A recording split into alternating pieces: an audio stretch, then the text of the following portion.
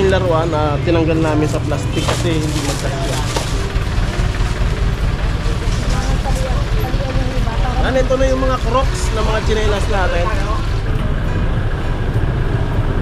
Ito, yung pinabili natin sa Baclaran kahapon.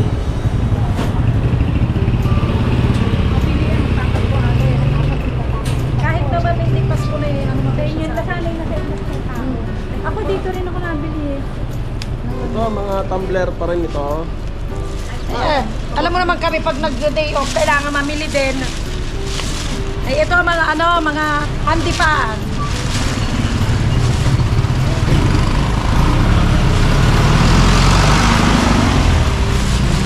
Ito may mga pambata tayong mga Crocs, maraming Crocs sa pambata.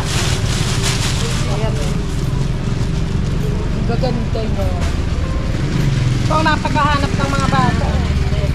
Dito sa video na ito ay malalaman po ninyo kung paano ako mag-display ng tsinelas na may G-Beats. Gagamit din tayo ng kulay puti na screen para makapag-display tayo ng madami. Dito natin ilalagay ito. Yan dito. Yan. Para makapaglagay tayo ng ganito. Yan. Para marami nating display. Mainggan nyo yung mga customer natin. Pag maganda ang display, mainggan nyo yung customer natin. Ayan, naglalagay tayo ng G-Beat sa ating mga display na Crocs para syempre may design ngayon ng ating mga G-Beats para may design. Ayan o. Napakadali lang naman ikabit.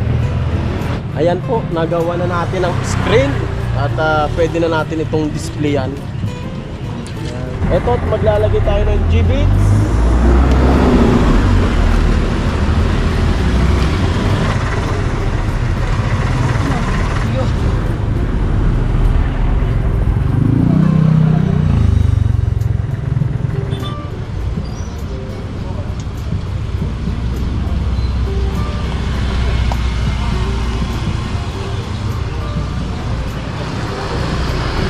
Pero itong G-Beats na ito, binibenta rin namin. 3.20. 3 piraso, 20 pesos ang benta.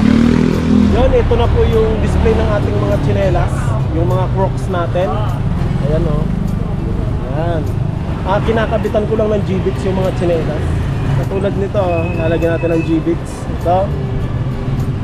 Ito pa yung mga G-Beats natin. Mas mabenta pag may G-Beats. Katulad nito.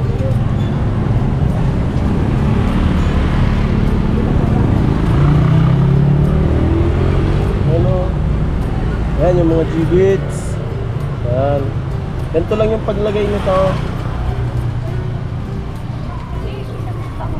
Ayan, ipapasok lang sa butas na gano'n.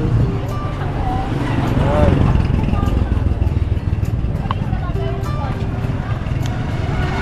Ayan. Ayan o. Isa pa.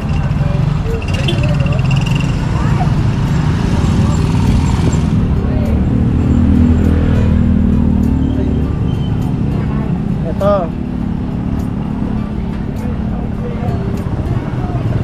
Yung simple lang ang paglagay ng G-Beats. Ito naman yung kabila. Ito, kabilaan siya. Lalagyan din natin ng G-Beats ito. Oh. Yun.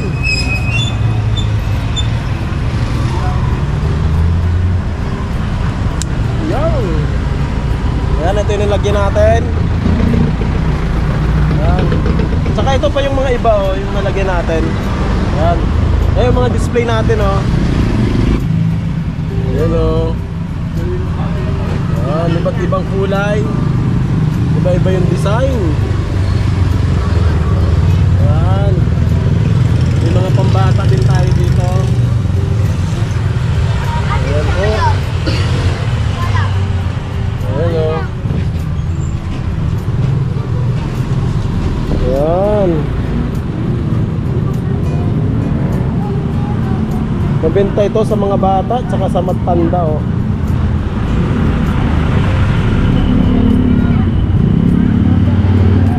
Ayan.